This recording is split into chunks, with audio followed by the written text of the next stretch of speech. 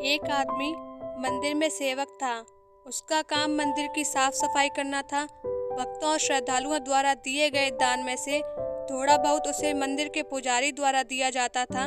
इसी से उसकी गुजर बसर चल रही थी। वह अपनी जिंदगी से बहुत परेशान और दुखी था। मंदिर में काम करते करते वह दिन भर अपनी जिंदगी को लेकर शिकायतें करता रहता। एक दिन शिकायत करते हुए वह भगवान से बोला, भगवान जी, आपकी जिंदगी कितनी आसान है। आपको बस एक जगह आराम से खड़े रहना होता है।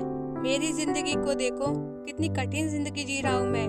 दिन भर कड़ी मेहनत करता हूँ, तब कहीं जाके 2 जून की रोटी नसीब हो पाती है। काश मेरी जिंदगी भी आपकी तरह होती। उसकी बात सुनकर भगवान बोले, तुम जैसा सोच रहे हो वैसा नहीं है।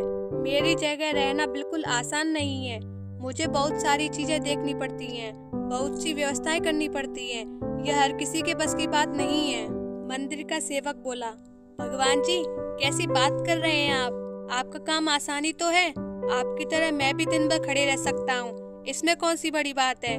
भगवान बोले, तुम नहीं कर पाओगे।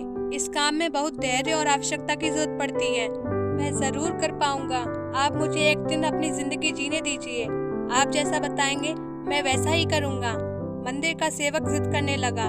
उसकी जिद के आगे भगवान मान गए और बोले, ठीक है, आज पूरा दिन तुम मेरी जिंदगी जियो, मैं तुम्हारी जिंदगी जीता हूँ। लेकिन मेरी जिंदगी जीने के लिए तुम्हें कुछ शर्तें माननी होंगी।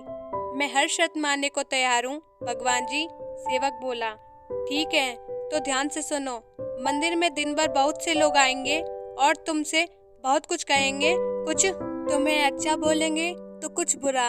तुम्हें हर किसी की बात चुपचाप एक जगह मूर्ति की तरह खड़े रहकर धैर्य के साथ सुननी है और उन पर कोई प्रतिक्रिया नहीं देनी है। सेवक मान गया। भगवान और उसने अपनी जिंदगी एक दिन के लिए आपस में बदल ली। सेवक भगवान की जगह मूर्ति बनकर खड़ा हो गया।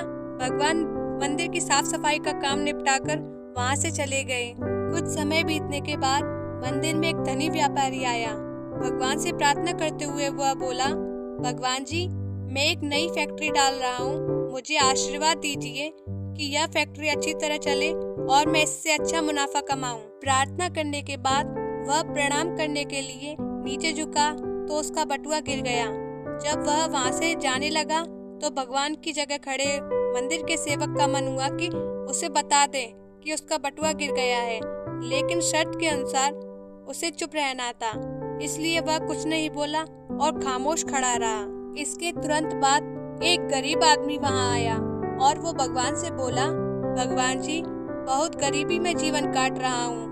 परिवार का पेट पालना है, माँ की दवाइयों की व्यवस्था करनी है। समझ नहीं पा रहा हूँ कि इतना सब कैसे करूँ। आज देखो, मेरे पास बस 1 रुपया है। इसमें मैं क्या कर पाऊंगा? आप ही कुछ चमत्कार करो और मेरे लिए धन की व्यवस्था कर दो। प्रार्थना करने के बाद जैसे ही वह जाने को हुआ, उसे नीचे गिरा हुआ व्यापारी का बटुआ दिखाई दिया। उसने बटुआ उठा लिया और भगवान को धन्यवाद देते हुए बोला, भगवान जी, आप धन्य हैं। आपने मेरी प्रार्थना इतनी जल्दी सुन ली। इन पैसों से मेरा परिवार कुछ दिन भोजन कर सकता है। माँ की दवाइयों की भी व्यवस्था हो जाएगी। भगवान को धन्यवाद देकर वह वहाँ से जाने लगा। तब भगवान बने मंदिर के सेवक का मन हुआ कि उसे बता दे कि वह बटुआ तो व्यापारी का है, उसे मैंने नहीं दिया है। वह जो कर रहा है वह चोरी है। लेकिन वह चुप रहने के लिए विवश था, इसलिए मन मारकर चुपचाप खड़ा रहा। मंदिर में आने वाला तीसरा व्यक्ति एक नाबालिग था। वह 15 दिन के लिए समुद्री यात्रा पर जा रहा था। भगवान से उसने प्रार्थना की कि उसकी यात्रा सुरक्षित रहे और वह सकुशल वापस आ सके। वह प्रार्थना कर ही रहा था कि धनी व्यापारी वहां आ गया। वह अपने साथ पुलिस भी लेकर आया था। नाबालिग को देखकर वह पुलिस से बोला, बाद ये मंदिर में आया है, जरूर इसने ही मेरा बटुआ चुराया होगा।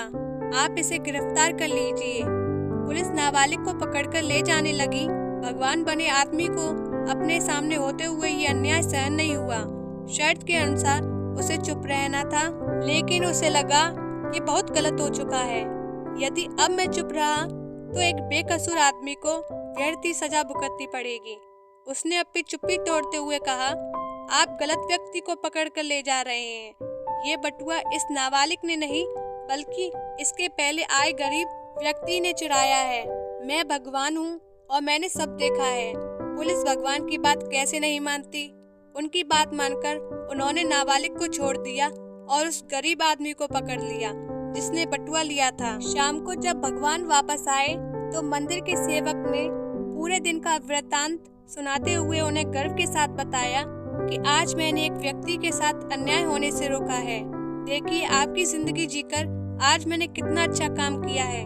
उसकी बात सुनकर भगवान बोले, ये तुमने क्या किया? मैंने तुमसे कहा था कि चुपचाप मूर्ति बनकर खड़े रहना, लेकिन वैसा न कर तुमने मेरी पूरी योजना पर पानी फेर दिया। उस धनी व्यापारी ने बुरे कर्मों द्वारा इतना धन कमाया है। यदि उसमें से कुछ पैसे गरीब आदमी को मिल जाते तो उसका भला हो जाता और व्यापारी के पाप भी कुछ कम हो जाते। जिस नाबालिग को तुमने समुद्री यात्रा पर भेज दिया है, अब वह जीवित वापस नहीं आ पाएगा। समुद्र में बहुत बड़ा तूफान आने वाला है। यदि वह कुछ दिन जेल में रहता तो कम से कम बच जाता। सेवक को यह सुनकर एहसास हुआ कि वह तो बस वही देख पा रहा था जो आंखों के सामने हो रहा था। उन सब के पीछे की वास्तविकता को वह देख नहीं पा रहा था।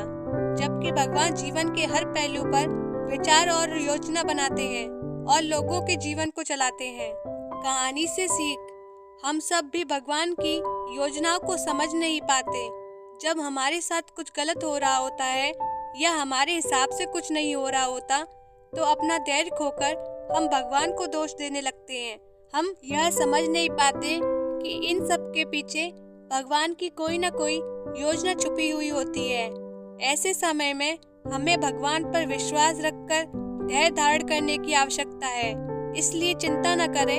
यदि आपकी मर्जी से कुछ नहीं हो रहा है तो इसका अर्थ है कि वह भगवान की मर्जी से हो रहा है, और भले ही देर से ही सही, भगवान की मर्जी से सब अच्छा होता है। तो दोस्तों, आपको कैसी लगी हमारी कहानी कमेंट करके जरूर बताएं। वीडियो को लाइक शेयर सब्सक्राइब कर लें, साथ ही घंटी दबाकर ऑल पर दबाएं ताकि आने वाली वीडियो आप पर पहले पहुंचे।